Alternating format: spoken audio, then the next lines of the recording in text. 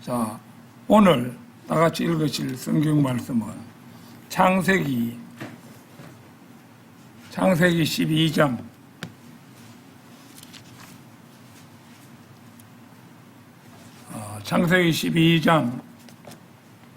1절에서 3절입니다. 창세기 12장 1절에서 3절까지 말씀.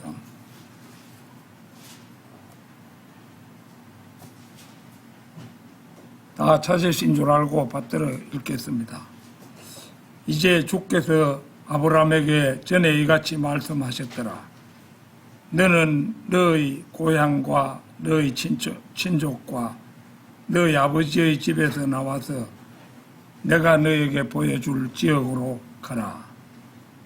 그리하면 내가 너로부터 위대한 민족을 만들겠노라. 그리고 내가 너에게 복을 주겠고 너의 이름을 위대하게 만들겠노라. 그런즉 너는 하나의 복이 되리라. 그리하면 너를 축복하는 자들에게 내가 복을 주겠고 너를 저주하는 자를 내가 저주하겠노라. 그리하여 네 안에서 땅의 모든 족속들이 복을 받으리라. 아주 의미심장한 그런 말씀이죠. 자, 오늘 드릴 말씀의 제목은 아브라함을 복의 근원으로 택하신 하나님. 아브라함을 복의 근원으로 택하신 하나님.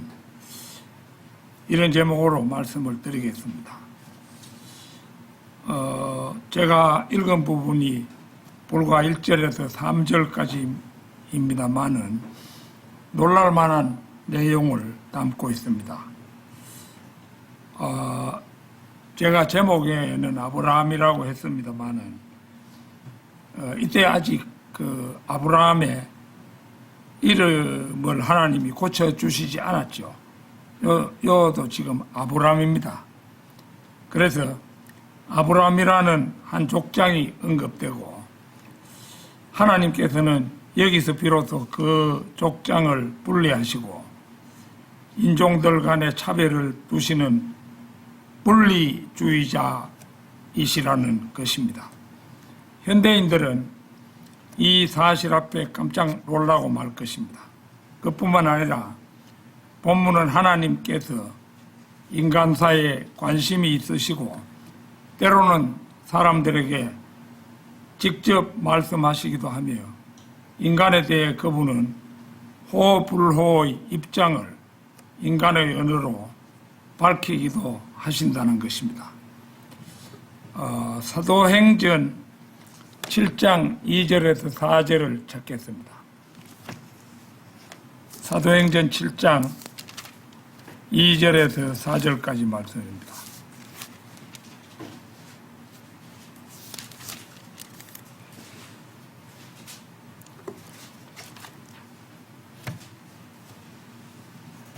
그러자 그가 말하기를 남자들아 형제들아 그리고 아버지들아 경청하라.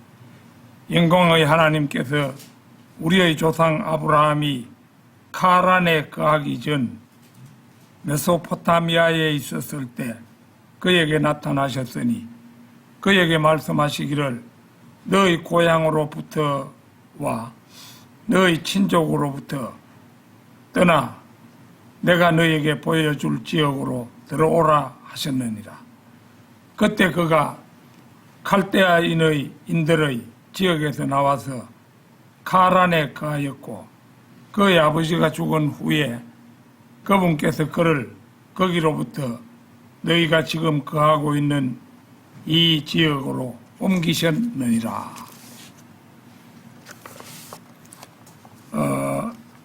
여기 나온 그 말씀, 화자는 보면은 그 스테반이죠. 우리는 이 말씀을 통해서 너는 너의 고향과 너의 친족과 너의 아버지의 집에서 나와서 내가 너에게 보여줄 지역으로 가라. 이 말씀이 하나님으로부터 아브라함에게 주어진 말씀임을 알게 됩니다.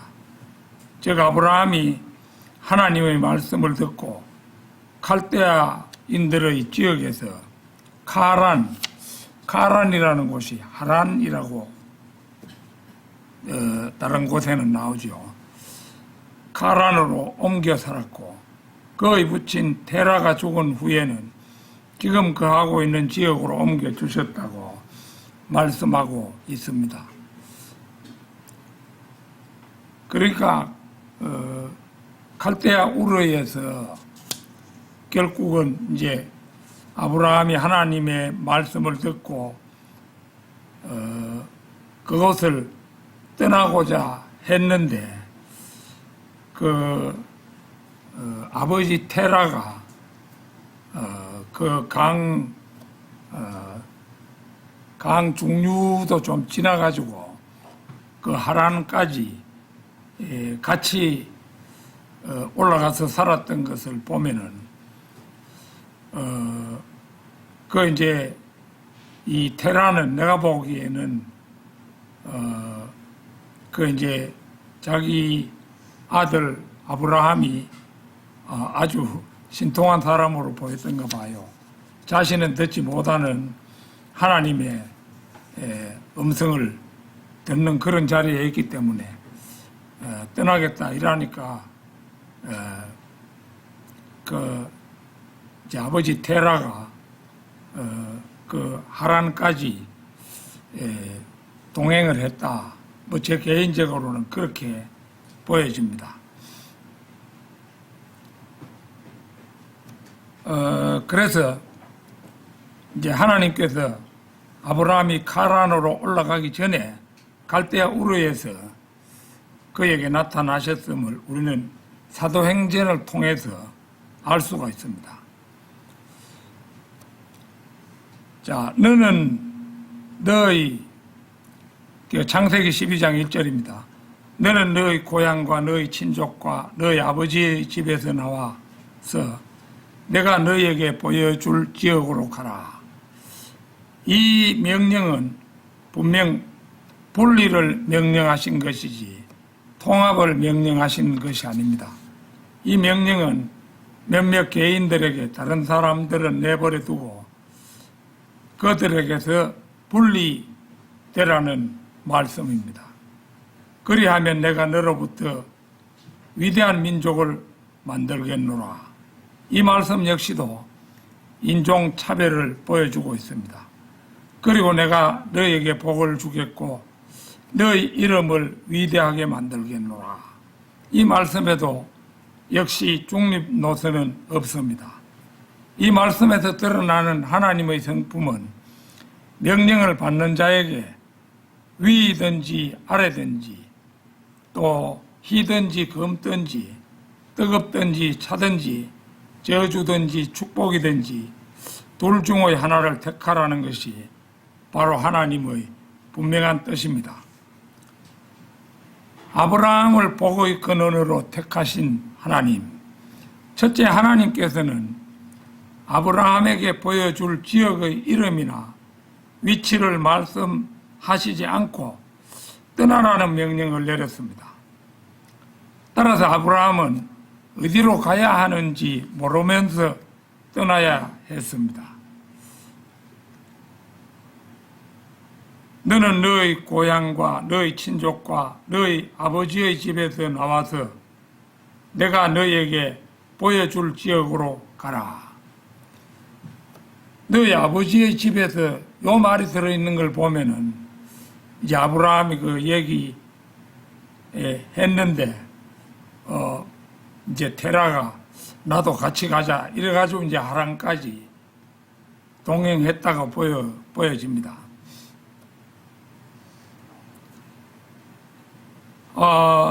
여기에 이제 그 어조를 보면 보여준도 아니고 보여주는도 아니고 보여줄, 이게 이제 미래 시제가 붙어 있지요. 그래서 아브라함은 어디로 가야 하는지 모르면서 떠났습니다. 아마도 이때 아브라함의 마음은 하늘에 있는 하나님의 본향을 찾고 있었을지 모릅니다. 하나님께서는 이러한 아브라함에게 한 도성을 예비하셨습니다. 아브라함은 가나안 땅에 도착하여 100년 동안이나 그 도성을 찾았지만 찾지 못했습니다. 히브리서 11장 13절 찾겠습니다. 히브리서 11장 13절.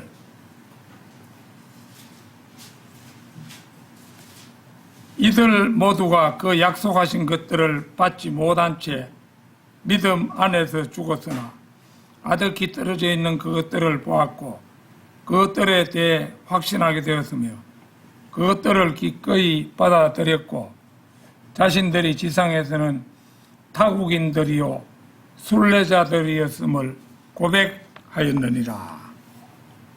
보는 것처럼 가나안 땅에서 아브라함은 타국인이요 순례자였으며 자신의 장막을 치고 장막을 이제 목축업을 하는 사람이기 때문에 마치 현재 저 몽골 사람들이 그 하는 게르 하는 거 있잖아요. 그 장막인데 그걸 치고 걷으면서 이제 한 지역에서 짐승들의 풀을 뜯기고 그 지역에서 다 뜯기면은 다른 풀이 있는 지역으로 이동해야 되겠지요. 그래서 그 장막을 치고 걷을 때마다 그는 마지막 안식처가 될 어떤 도성을 찾고 있었습니다. 그러나 그는 그것을 찾지 못했습니다.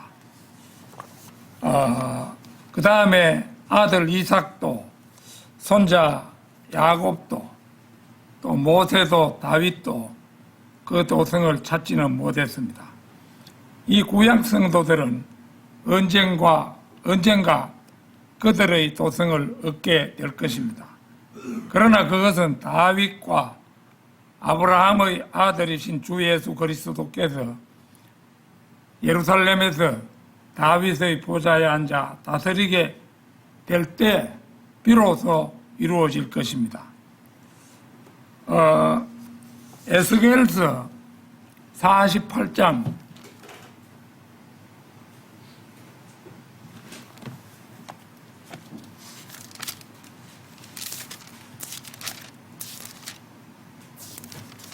48장 30절에서 35절입니다.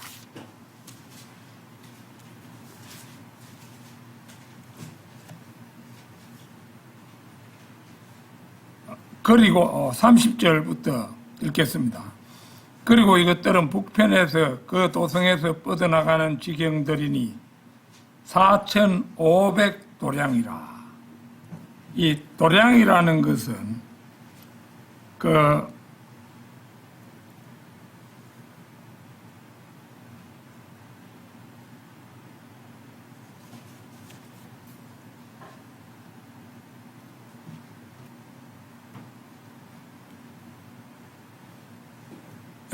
길이를 재는 자와 양을 재는 돼. 두 가지 뜻이 있어요. 길이를 재는 자하고 그 다음에 양을 재는 돼. 되는 우리나라에도 있죠. 그래서 그걸 도량이라고 하는데 여기는 이제 주로 길이의 뜻으로 쓰였다. 이렇게 보여집니다.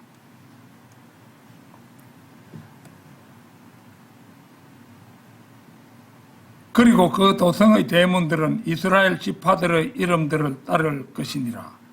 북쪽 방향으로 대문들 셋이 있으니 하나는 르우벤의 대문이요 하나는 유다의 대문이요 하나는 레위의 대문이라. 그리고 동편에도 4,500도량이요 대문들 셋이 있으니 하나는 요셉의 대문이요 하나는 베냐민의 대문이요 하나는 단의 대문이라. 그리고 남편에도 4,500도량이요 대문들 셋이 있으니 하나는 시므온의 대문이요 하나는 이사칼의 대문이요 하나는 스불룬의 대문이라. 서편에 4,500도량이요 그들의 대문들이 셋이 있으니 하나는 가스의 대문이요 하나는 아셀의 대문이요 하나는 납탈리의 대문이라. 그것은 둘레가 18,000도량이라. 그리고 그날부터 그 도성의 이름은 주께서 거기에 계시도다가 되리라.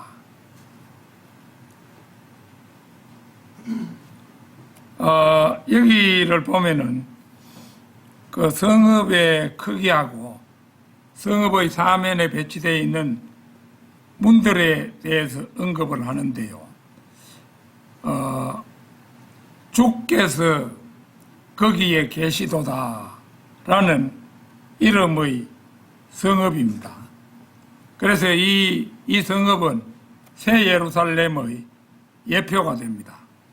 어디까지나 예표이지 새 예루살렘 그 자체는 아니라는 얘기입니다. 이 성읍은 이스라엘을 위한 곳이지 교회를 위한 곳은 아닙니다. 성읍 사면에 배치되어 있는 문들의 이름도 이스라엘 12지파의 이름을 따서 붙이게 됩니다. 여기서 성읍의 문들에 붙이는 이스라엘 각 지파의 이름들은 앞에서 유업을 분배할 때 나열되었던 12지파의 이름들과 약간 차이가 나는데 므낫세와 에프라임 대신에 요셉으로 대표되고 있는 점이 그러하고 유업으로 땅을 분배받지 못한 레위 지파가 여기서는 문의 이름으로 다시 등장하고 있다는 점 또한 그러합니다. 그 35절에 보면요. 그것은 둘레가 18,000도량이라. 그리고 그날부터 그 도성의 이름은 주께서 거기에 계시도다가 되리라. 성읍의 한 명 길이가 4,500도량이므로 사면 전체의 길이는 18,000도량밖에 되지 않습니다. 이것은 새 예루살렘에 비교도 되지 않을 만큼 작은 규모입니다. 한 면이 4,500도량인 정사각형이라면 전체 넓이가 9평방마일밖에는 안 되는 셈입니다. 그러나 새 예루살렘은 무려 1,200 내지 1,500평방마일이나 되는 크기입니다. 우리가 요한계시록에 보면은 우리 성경에는 펄롱이라고 단위가 나오죠. 펄롱. 영국에서 박고랑 길이를 재던 단위인데요. 1펄롱은 201.168m 뭐 이렇게 되는데요. 이게 이제 우리가 과거에 사용했던 성경에 보면 스타디온으로 나와 있죠. 스타디온. 그런데 우리 성경에는 펄롱으로 바로 잡았습니다. 그래서 스타디온과 펄롱은 같은 단위이기 때문에 201.168m다. 그 정도 된다는 겁니다. 그래서 그 요한계시록에 보면 2,400이라고 나오죠. 그러면 그 2,400 곱하기 201m를 곱하면은 그 길이가 어마어마하죠. 굉장히 큽니다. 이거는 미국의 한 3분의 1 정도, 3분의 1 정도도 더 묻힐 정도로 아주 큰 도성이에요. 아브라함을 복의 근원으로 택하신 하나님. 둘째, 아브라함은 그가 접하게 되는 사람들을 축복하게 된다는 것입니다. 오늘 본문 2절을 보겠습니다. 그리하면 내가 너로부터 위대한 민족을 만들겠노라. 그리고 내가 너희에게 복을 주겠고 너희 이름을 위대하게 만들겠노라. 그런즉 너는 하나의 복이 되리라. 그리하면 내가 너로부터 위대한 민족을 만들겠노라. 이 말씀을 하신 의도에 대해 의심할 하등의 이유가 없습니다. 아브라함은 이 말씀에 합당하게 실로 큰 민족을 이루었습니다. 다윗의 시대에는 이스라엘에 약 80만 명의 용사들이 있었고, 그 두 개의 나라로 10지파가 떨어져 나가서 이스라엘을 만들고, 이제 유다는 베냐민 지파와 유다 지파가 유다 왕국이 되고 이렇게 이제 되었는데, 그때 이제 주로 유다 지파가 주를 이루었는데도 유다 지파만 해도 성경을 보면 50만이었다. 뭐 이렇게 나옵니다. 50만 명 정도가 되었다는 거죠. 그의 아들 솔로몬 시대에는 이스라엘 민족은 바닷가에 있는 모래처럼 많았습니다. 그리고 내가 너에게 복을 주겠고, 이 말씀은 창세기 24장 1절, 31절, 35절에서 문자 그대로 이루어졌습니다. 자, 창세기 24장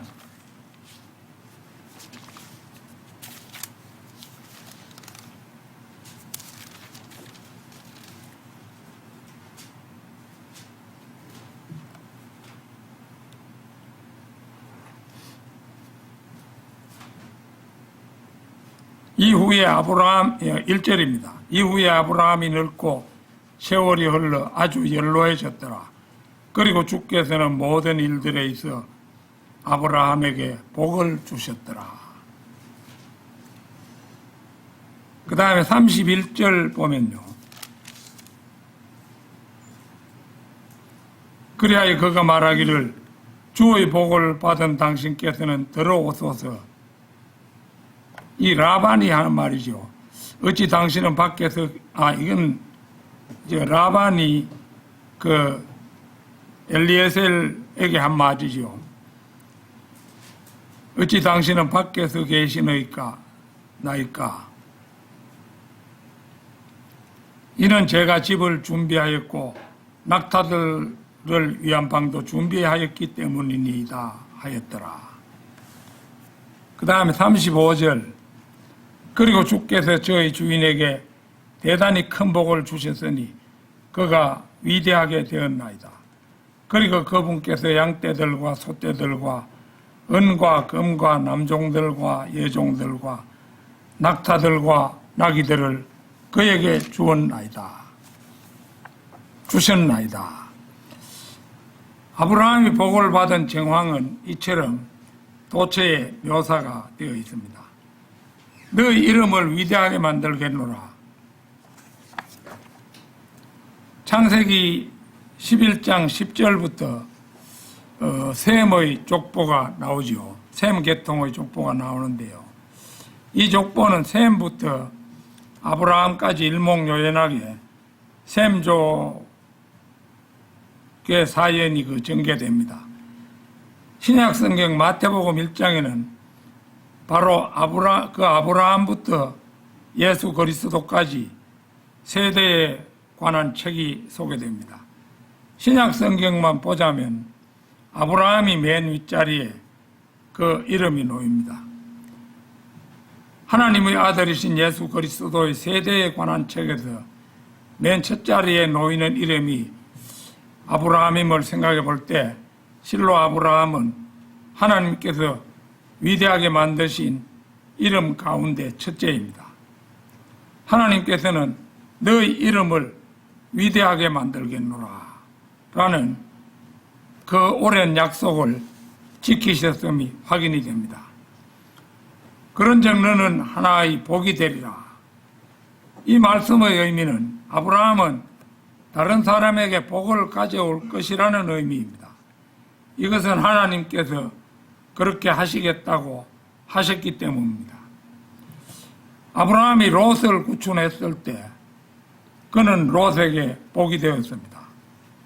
만약에 아브라함이 겁 많은 사람이라서 내가 그 신할 연합군하고 그 조카 구한다고 갔다가는 죽을지도 모른다. 이래가야 아브라함이 안 가면은 롯은 뭐 종으로 팔리고 뭐 아무것도 안 되겠지요. 근데 아브라함이 그 신할 연합군을 야습을 감행해 가지고 이겨버려서 결국은 롯을 구출해 가지고 돌아왔지요. 그게 복이었다는 겁니다. 롯이 소돔을 떠나도록 기도했을 때에도 아브라함은 롯에게 복이 되었고, 아들 이삭이 창세기 22장 10절 에는 아브라함이 이삭을 칼로 찌르려던 찰나였는데요. 이 사건을 기억하면서 하나님의 사자로서 강한 믿음을 지닌 아버지를 모시고 자라날 때 아브라함은 아들에게도 복이 된 것입니다. 왜냐하면 그가 잠들었을 때 여호와는 창세기 15장 12절에서 21절에 아브라함이 잠들어서 꿈꾸는 곳이 나오지요. 하나님께서 그에게 주신 무조건적인 약속들이 없었다면 유대 민족은 약속의 땅으로 들어가서 그것을 차지할 수 없기 때문입니다. 아브라함을 복의 근원으로 택하신 하나님. 셋째는 성경 말씀 중에 가장 어려운 한 구절을 말씀하신 하나님이십니다. 본문 3절입니다. 그리하면 너를 축복하는 자들에게 내가 복을 주겠고 너를 저주하는 자를 내가 저주하겠노라. 그리하여 네 안에서 땅의 모든 족속들이 복을 받으리라. 이 말씀은 대단히 어려운 말씀입니다. 따라서 다른 어려운 말씀들처럼 이 구절은 개정되고 왜곡되고 변개되고 고쳐지고 부인되고 영적으로 해석되고 이 말씀이 의미하는 바를 싫어하는 그리스도인들에 의해 잘못 적용되어야만 했습니다. 이 말씀을 결국은 문자 그대로 믿을 수가 없었던 것이죠. 이 말씀은 아들 이삭에게도 반복되었고 발람에 의해서도 반복되었습니다. 이 발람에 의해서 반복될 때는 이스라엘 12지파에 적용이 되었었죠.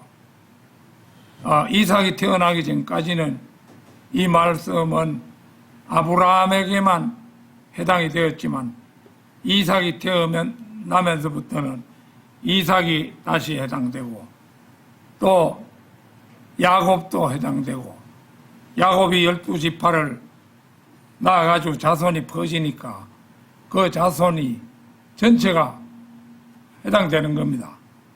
오늘날에는 이스라엘 사람들 자신들은 자기가 어느 지파에 해당하는지 알 겁니다. 그 사람들은.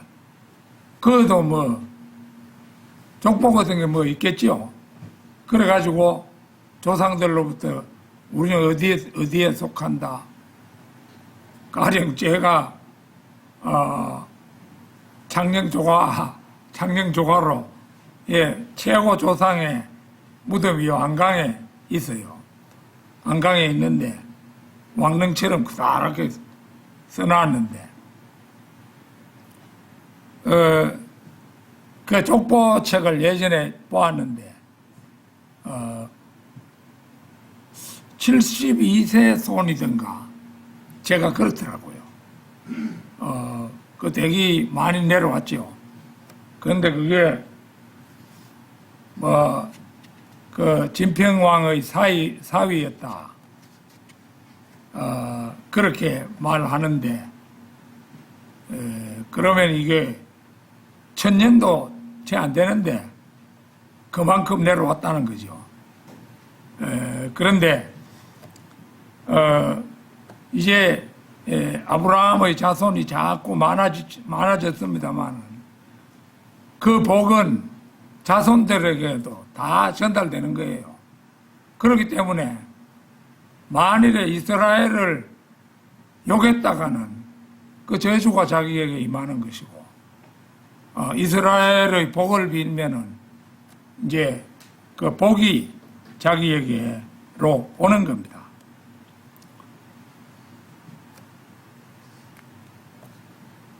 그래서 발람이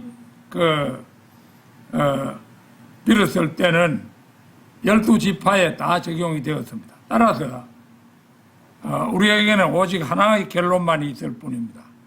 그런데 이 결론은 현대의 주석가에게는 아주 못마땅하게 여겨집니다.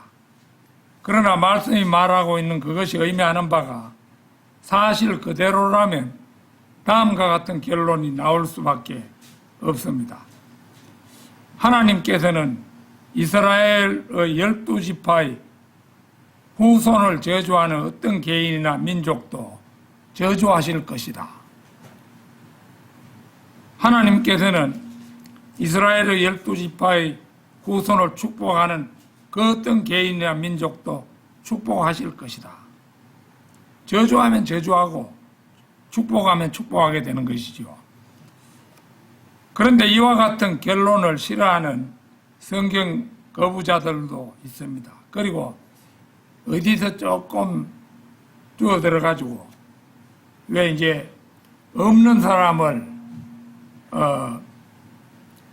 없는 사람들에게 잘해주려는 그런 경향이 있잖아요. 저게 가자 지구에 아랍 팔레스타인 쪽이 막 죽고 다쳤다 이러면 그것만 그래 하고 사실 이스라엘이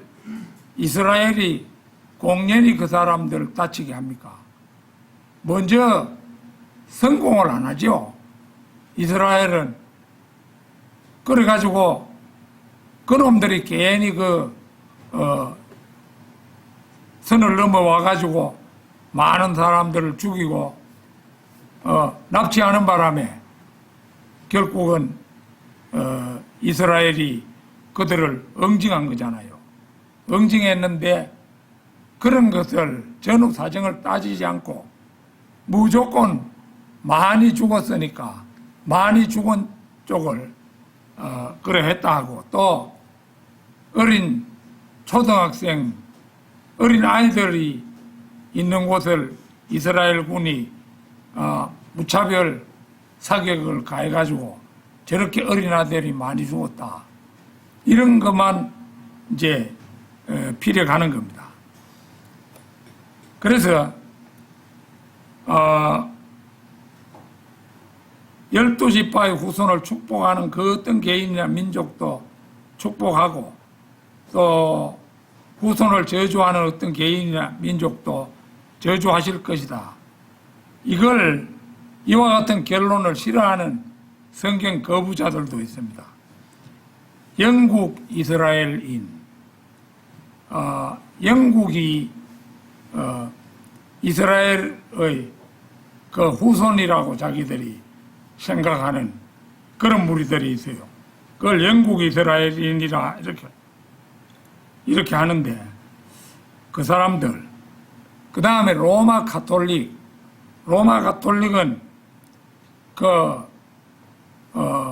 이탈리아에 있고 그 다음에 기독교를 극구 반대하는 사람들이잖아요. 그 표면적으로는 같은 기독교로 칩니다만은 실제는 엄연히 다른 종교죠. 로마 가톨릭. 그 다음에 교양을 갖춘 개혁교회 및 장로교회 크리스천들,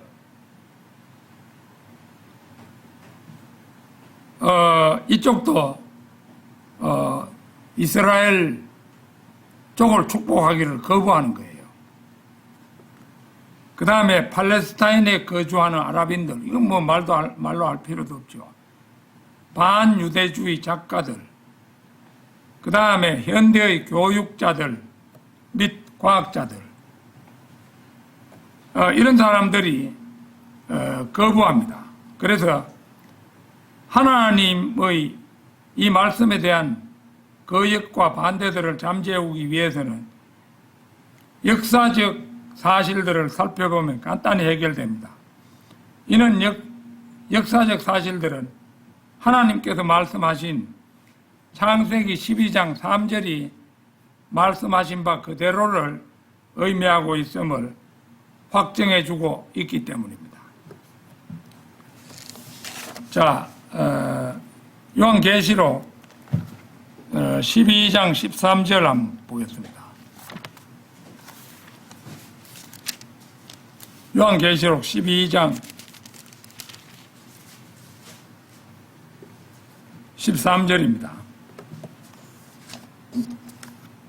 그리고 그 용이 자신이 땅으로 던져진 것을 알았을 때 그가 그 남자아이를 출산한 그 여자를 박해하였더라.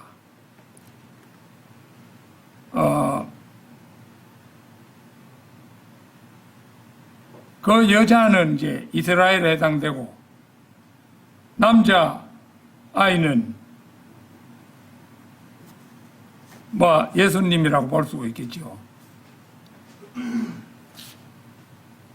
자, 그리고 그 용이 자신이 땅으로 던져진 것을 알았을 때 그가 그 남자아이를 출산한 그 여자를 박해하였더라. 이스라엘에 대한 사탄의 특별하고 맹렬한 정오인데 이것은 역사를 통해 명백히 드러납니다. 사탄의 정오 대상이 이스라엘인 이유는 구세주가 이스라엘에서 나왔고 성경 각 권이 이스라엘 사람들에 의해 쓰여졌기 때문입니다. 또한 이 정오는 이스라엘이 이 세상을 다스리도록 약속받은 사실에서도 유래하는데 사탄이 이 세상 신이기 때문에 고린도후서 4장 4절에 사탄을 이 세상 신이라고 했죠. 이스라엘이 예수 그리스도의 재림 때 실현된 그 약속을 자신에게서 빼앗을 것을 가만히 보고 있지는 않을 것이기 때문입니다. 반유대주의와 이를 실행한 나라들의 몰락에 대한 역사를 다 살필 수는 없습니다. 역사상 이에 대한 가장 두드러진 예는 히틀러지만 잘 알려지지 않은 사람들도 우리에게 시사하는 바가 매우 큽니다.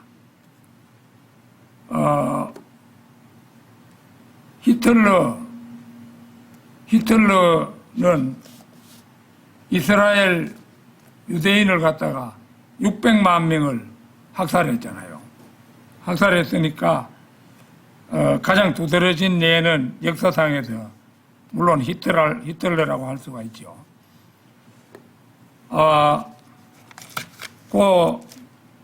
한 세 가지 예를 들면요. 영국은 벨포 선언을 지키지 않음으로써 괴링으로부터, 괴링 이거는 독일 사람입니다. 연애 편지를 받을 수밖에 없었습니다. 그러니까 이 히틀러의 부하라고 볼 수 있죠.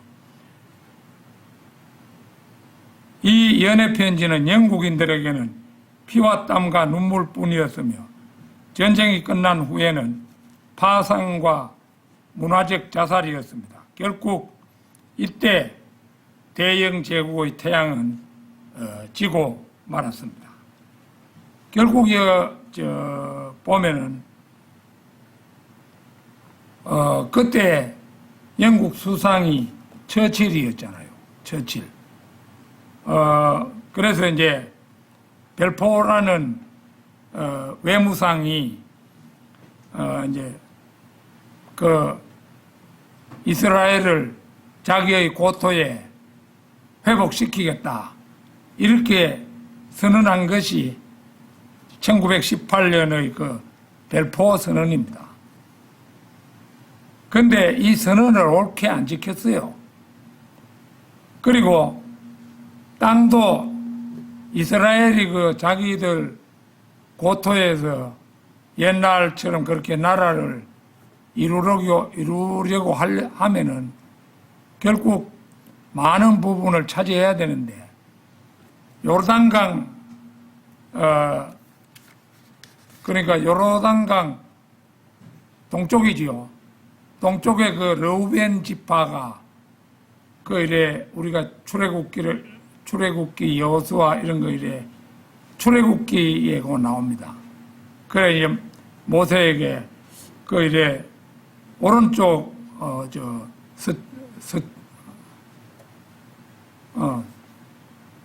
동쪽에 요르단강 동쪽에 풀밭이 아주 좋았는 거라요. 예, 먹초가기에 막 그저 그만이었던 겁니다. 그러니까 르우벤 자손들이 우리를 이곳에 우리의 지역을 정해 주시면은 우리가 여기로 우리 땅을 차지하고 그 다음에 아직 정복 전쟁이 끝나지 않았으니까 우리는 우리 전사들은 나가서 아직 차지하지 못한 사람을 위해서 계속 싸우겠다. 이런 약속까지 하고 했는데 지금 그 요르단강 동쪽이 굉장히 비옥한 땅이에요. 그런데 그거를 안 좋는 거예요. 영국의 처칠이. 그래가지고 결국은 그 땅이 지금 요르단이라는 나라가 차지하고 있어요. 거기에 이렇게 보면은 뭐 아주 고적 같은 것도 많고 아주 관광지가 전부 거의 대부분이라요. 그게. 그런데 그 좋은 땅을 처칠이 주지 않았던 거예요. 그래서 이 러커만 목사님도 처칠을 바보 멍청이라고 욕했어요. 바보 멍청이라고. 이러니까 이스라엘로서는 참 영국 그 당시에 영국을 만남으로 해서 아주 좁은 땅을 차지하는 그런 일이 있었습니다. 결국 그 바람에 영국이 해가 지지 않는 나라였는데 거기서 그만 끝나버린 거예요. 이스라엘 민족을 축복했더라면 좋은 땅을 선정해주고 축복했더라면 영국은 해가 지지 않는 나라로서 더 승승장구할 수 있었을 겁니다. 그 다음에 스페인은 1400년부터 1588년 사이에 종교재판을 통해서 유대인들의 재산을 압수하는 실수로 말미암아 결국 영국에 의해 무적함대가 무너져 버렸고 1588년에 무적함대가 무너져 버렸습니다. 그 후 신대륙, 북미, 남미를 다 잃어버리고 AD 1800년이 되기도 전에 강대국 서열에서 밀려나고 말았습니다. 스페인이 결국 유대인의 재산을 자기 나라에 사는 유대인의 재산을 압수하지 말고 오히려 축복했더라면 스페인이라는 나라가 강대국으로서 유지할 수 있었는데 그저 보면은 아시아 나라 가운데는 미서전쟁이라고 있거든요. 미서전쟁. 미국과 스페인 전쟁이라 이 말인데 미서전쟁에서 져가지고 지금 필리핀 있잖아요. 필리핀 그게 스페인 식민지였는데 미서전쟁에서 패해가지고 결국 미국으로 넘어갔어요. 이게 뭐 아메리카 대륙, 필리핀 할 것 없이 식민지를 다 잃어버리는 결과를 가져온 것이죠. 그래서 1800년이 채 되기도 전에 강대국 대열에서 밀려나 버렸다. 그 다음에 세 번째 예는 이탈리아인데요. 이탈리아의 역사는 유대인들을 하청 계급으로 전락시킨 역사입니다. 그 결과 위대한 인물을 다룬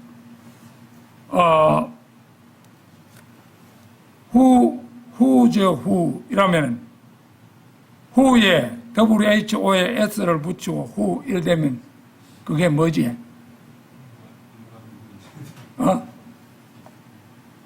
이거를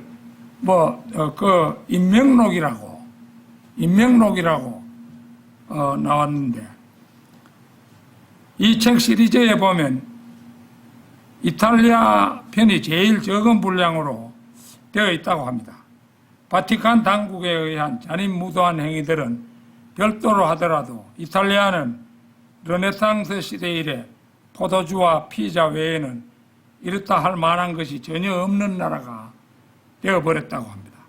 유대인들을 괴롭힌 나라들이 모조리 형편없이 되었는데도 이들은 하나님께서 창세기 12장 3절에서 말씀하신 그 선언이 진실이었다는 사실을 간과해버리는 것입니다. 그리하여 네 안에서 땅의 모든 족속들이 복을 받으리라. 여기서 모든 족속이라는 말은 아브라함, 이삭, 야곱의 후손들 이상의 의미를 가지고 있습니다.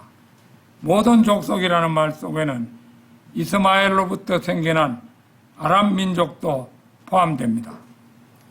그런데 이 아랍, 페르시아, 터키, 아라비아, 북아프리카 및 스페인에 걸쳐서 구약 성경을 전파했고 결과적으로 이것을 읽고 믿은 수백만의 사람들에게 복을 가져다 주었습니다. 이 모든 족속 중에는 창세기 41장 56절 57절에 나와 있는 굶주린 족속들도 포함되어 있습니다. 자, 창세기 41장 56절 57절 잠시 찾겠습니다. 창세기 41장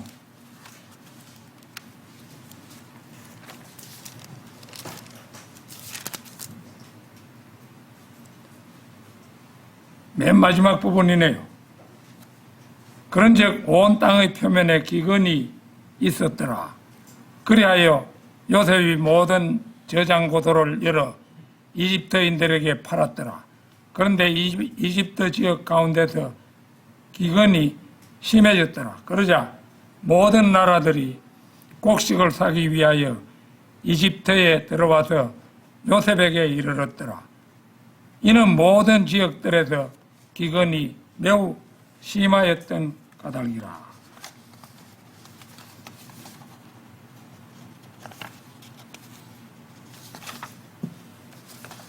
여기에서 모든 나라에서 온 족속들 중에는 창세기 41장 56절 57절에 나와 있는 굶주린 족속들도 포함되어 있습니다. 이 모든 나라에서 온 사람들은 야곱과 이삭과 아브라함의 약속된 시인 그리스도를 통해 아프리카, 남미, 남태평양, 유럽, 아시아, 중동 및 미주 대륙 전역에 걸쳐 거주하는 모든 족속에게 영적인 축복이 임하였기 때문입니다. 하나님께서는 창세기 12장 3절의 말씀을 성취하시기 위해서 영국의 가장 위대한 선교사라고 할 수 있는 윌리엄 캐리를 인도에서 복음을 전하게 했지요. 그 다음에 아프리카의 복음을 전한 사람이 데이비드 리빙스턴, 그 다음에 중국에 복음을 전했던 사람 테일러라는 사람도 있죠. 그 다음에 버마에 복음을 전한 아도니람 저덧은 이런 등등의 수많은 사람들을 보내서 복음을 전하게 하셔서 아브라함의 영적 후손들을 일으키신 것입니다. 그걸 이제 조금만 열거해 보면은 독일 민족, 스웨덴 민족, 아르메니아 민족, 터키족, 중국 민족, 일본 민족, 아메리카인, 영국, 오스트레일리아, 버마, 필리핀, 스페인, 이탈리아, 인도, 한국, 하와이족, 멕시코인종 등 모든 족속이 아브라함을 통해서 축복을 받은 것이 되지요. 아브라함의 까마득한 후손 가운데 예수 그리스도가 태어나서 복음이 전파되었잖아요. 그러니까 어느 대륙에 사는 사람들이거든 간에 모든 족속이 아브라함을 통해서 축복을 받았습니다. 그래서 그리하여 네 안에서 땅의 모든 족속들이 복을 받으리라는 말씀은 실로 위대한 말씀인 겁니다. 결론적으로 이스라엘과 팔레스타인 분쟁은 양측의 뜨거운 감자와도 같은 분쟁거리가 되어 있는 사안입니다. 가자 지구에는 하마스, 레바논 지역에는 헤즈볼라 등 양대 세력이 진치고 있는 이곳에는 이스라엘과 바람잘 날 없는 분쟁 지역이 되어 잠시도 고요할 날이 없습니다. 그런데 이들 하마스와 헤즈볼라는 매우 오랜 기간을 이란의 미사일 지원을 받아가지고 이스라엘과 여러 해 동안 분쟁을 계속해 왔습니다.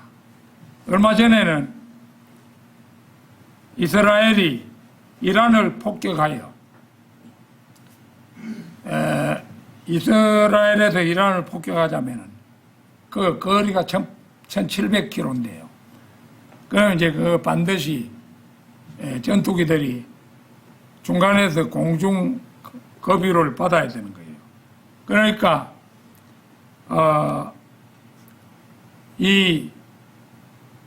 이란의 그 핵 우라늄 농축하는 자리 그런 거하고 많은 부분을 폭격했죠. 그래가지고 거의 이제 핵무기는 단순한 시일에는 회복이 불가능할 만큼 이스라엘이 폭격해버린 거예요. 그리고 한 3일 전인데요. 아라비아 반도 최남단에 있는 이때만 해도 솔로몬 시대만 해도 솔로몬이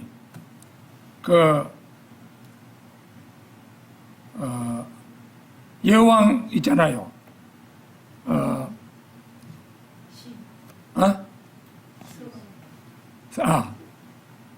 시바 여왕 있잖아요. 그 시바 여왕이 그 옛날에는 그 아라비아 반도 그 최남단에 지금 예멘이 있는 곳에 그 근처에 살았던가 봐요. 그래가지고 아들이 어느 정도 자라가지고 그 솔로몬을 찾아왔다는 말도 있는데 우리가 지금 그걸 확인하기는 곤란하죠. 근데 거기에서 다시 에티오피아로 건너갔죠. 이 사람들이 시바 여왕의 그 왕국이 에티오피아에 그 뒤에는 머무르고 이렇게 했습니다. 아마 식민지 같은 걸로 아라비아 반도 남단을 차지했는지는 모르겠어요. 그래가지고 했는데 거기에 예멘이라는 국가가 있는데 예멘에 여기에 후티 반군이 있어요. 후티 반군. 이 후티 반군 이것들이 이란의 그 참 충직한 부하가 돼가지고 거기에서 이란에게서 가져온 장거리 미사일을 이스라엘까지 발사하고 온갖 고개 또 그 정원 해협이 해협 옆이 예멘이기 때문에 그 해협을 지나는 배들을 습격하기가 아주 좋은 거예요. 그래가지고 뭐 싣고 가는 배 이런 걸 공격해가지고 자주 말썽을 부렸는데 여기까지 예멘에까지 이스라엘에서 그 거리를 따지면은 2,000km예요. 2,000km. 그 이란보다도 더 멉니다. 그래가지고 2,000km도 넘는 거기를 그 홍해 옆으로 아라비아 반도 그 해안 지방을 스치면서 공중 급유도 하고 이래가지고 예멘까지 내려가가지고 두드리 부숴버리는데 이게 아주 요소에 회의하는 그걸 정통으로 맞춰가지고 총리, 장관, 무슨 별을 단 장군들 있잖아요. 이것들을 완전히 다 전멸시켜 버리세요. 그러니 무참하게 되었죠. 그래서 아주 치명타를 입혔다. 이런 소식도 들립니다. 그런데 중동 정세에 밟지 못한 사람들은 아무런 근거도 없이 이스라엘이 그 아랍 사람들을 죽였다 이러니까 덮어놓고 불쌍하다고만 생각해가지고 이스라엘만 욕하거나 비판을 가하여 뜻있는 사람들의 눈살을 찌푸리게 합니다. 그런데 내정도 상식만 있어도 절대 이스라엘 욕하지는 않는데 축복하면 축복했지. 그래야 뭐 복을 받든지 하지. 지금 그런 형편입니다. 자, 하나님께서는 호불호가 명백하십니다. 그리하면 너를 축복하는 자들에게 내가 복을 주겠고 너를 저주하는 자를 내가 저주하겠노라. 지금까지 이스라엘은 아무런 이유 없이 하마스나 헤즈볼라나 이란과 후티 반군을 공격한 적이 없습니다. 하여튼 그들이 신사답지 못한 행동을 했을 때 이스라엘은 언제든지 응징을 하지요. 이란 정을 폭격한 것도 네탄야후 그 이스라엘 총리잖아요.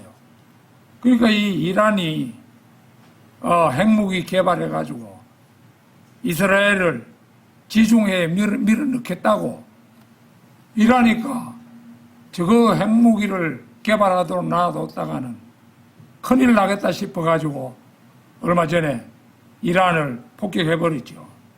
그냥 놔두다가는 저놈들이 핵무기를 차지하면은 진짜 이스라엘은 지중해로 들어가야 할 판입니다. 그러니까 할 수 없이 그렇게 했던 겁니다.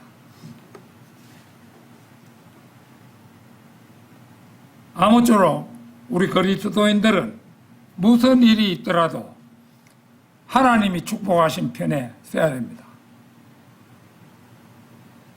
너를 축복하는 자들에게 내가 복을 주겠고 복을 받기 위해서는 이스라엘을 우리는 항상 축복해야 하는 거죠. 그러고 그 사람들이 신사적이에요. 뭘 습격해가지고 불시에 습격해가지고 나쁜 짓을 저지르는 그런 사람들이 아니에요. 하여튼 너를 축복하는 자들에게 내가 복을 주겠고 하나님이 그렇게 하신 쪽을 우리는 항상 편드는 사람이 되어야겠습니다. 다 같이 기도드리겠습니다.